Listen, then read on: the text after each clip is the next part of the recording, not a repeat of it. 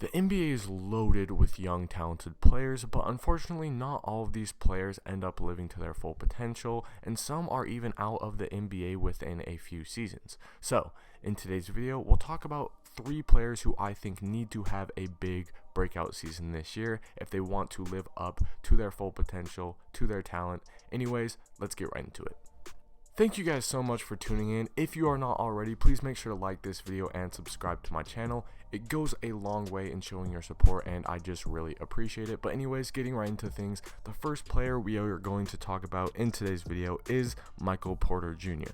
Now, towards the end of the season last year, while the NBA was taking place in the bubble, Michael Porter Jr. finally started getting some meaningful minutes, and he had some big playoff games for the Nuggets while they were in the bubble. Mike Malone, the head coach of the Denver Nuggets, has been a guy who has been known to not really play younger players, and every single time Michael Porter Jr. was in the game, it seemed to impact the offense hugely. It seemed like the offense just flowed a lot better, and Michael Porter Jr. was scoring with ease every time he was in the game, but for some reason, he was not getting the minutes that many people felt like he deserved. Coming out of high school, Michael Porter Jr. was the #1 recruit in all of high school basketball, but unfortunately he was injured very early into his college career, which made him fall a little bit in the draft. Fortunately for the Nuggets, they were willing to take that risk. They took him, and since he has gotten healthy, he has looked great for them, and I think that as he gets more minutes, he will continue to have a huge impact on this team. Now, out of the 3 players, Michael Porter Jr. is probably the guy that I'm the most confident in to have a big breakout season and finally start to take on a bigger role. He has elite skills on the offensive end, and obviously being a 6'10 guy with guard skills, he is going to be a mismatch for most players, if not every single player who guards him, besides maybe Giannis and KD.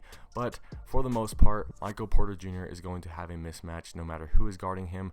Now, the problems for MPJ come on the defensive end. Despite being a long, athletic 6'10 wing player, he has struggled a bit on the defensive end, but I think that as time goes on, as he gets a little bit stronger, his defense may not ever be elite. He may not ever be a lockdown defender, but it will improve, and the production that he adds on the offensive end will be worth it, in my opinion. So far this season, even though he has only played 4 games because he had to go through COVID protocols, he is averaging 19.5 points per game, 6.8 rebounds per game, 1.8 assists per game on 56.6% shooting from the field. He is also adding 1.5 blocks per game and a steal per game. So even though he is not the best defender, he has also been putting up some pretty good defensive numbers in the few games that he has played this season, and I expect him to only continue to get better and better as time goes on.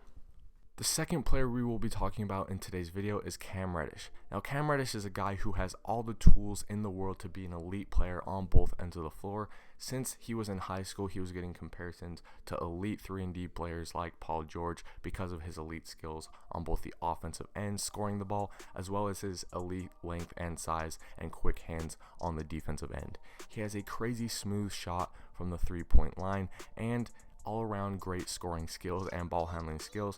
Like I said, he has the complete skill set to be a superstar in the NBA, but what he lacks is assertiveness and a killer instinct. Despite the amazing talent and skills that Cam Reddish possesses, for some reason he has just not been able to put it together.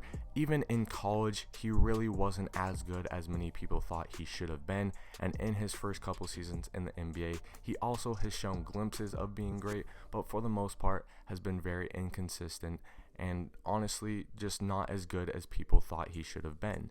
So far on this season, he has not put up the best numbers, only averaging 10.4 points per game, 4.5 rebounds per game, 1.4 assists per game, on only 34.6% shooting from the field, as well as 1.1 steals per game. Now, Cam is making an impact on the defensive end. He is using his elite size, length, quick hands, and athleticism to be a pretty good perimeter defender, but the offense is really where I think that Cam needs to improve. Obviously, shooting 34% from the field isn't going to cut it, and only 10.4 points per game for a guy with his skills, for a guy who shoots as well as him and scores as well as him. He's just not living up to his full potential. And also, unfortunately for him, DeAndre Hunter, another wing player for the Atlanta Hawks, has looked very, very good. A guy who plays the same position as Cam. So unless Cam makes a huge jump this season, I could honestly see him being sent away from Atlanta, although I do not want to see that because I think Trae Young and Cam Reddish would be a deadly duo if Cam Reddish can live up to his full potential. Anyways, Cam Reddish is just that guy who you want to see succeed, but like I said before, just lacks that killer mentality, that assertiveness, and I think that if he can finally start to gain a bigger role on the Atlanta Hawks, he will start to turn into the player that we all know he can become. The third and final player we'll be talking about in today's video is DeAndre Ayton. Now, DeAndre Ayton is another one of those guys who should be very, very elite, should be dominant, especially for a 7-foot big center in the paint with the skill set that he has. But unfortunately for DeAndre Ayton, he just hasn't really lived up to the potential, very similar to Cam Reddish.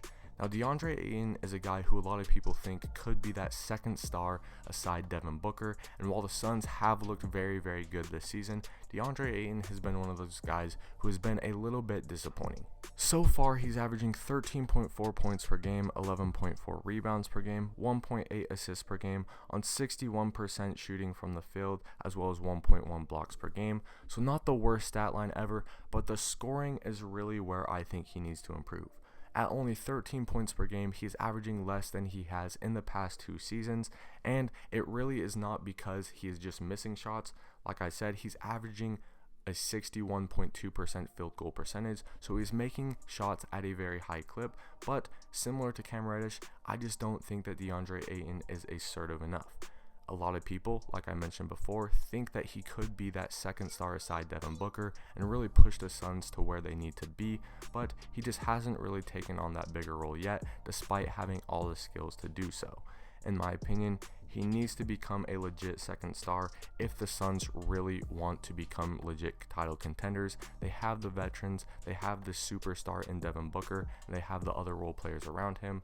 Also, DeAndre Ayton needs to become more assertive on the defensive end as well. While he is averaging 1.1 blocks per game, which isn't terrible for a 7-foot guy who is as big and dominant and skilled as I mentioned before as he is, he should be an elite inside defender, an elite paint protector, but he just isn't. So, in my opinion, if the Suns want to reach their full potential and if DeAndre Ayton wants to reach his full potential, he needs to make a big jump this season and take on a bigger role in Phoenix. Anyways, that is my list of 3 players who I think need to have a big season this year if they want to become star players like everybody thought that they could when they entered the league. Let me know what you guys think in the comment section down below, and make sure to like and subscribe if you enjoyed. Thank you guys so much. I'll see you in my next one.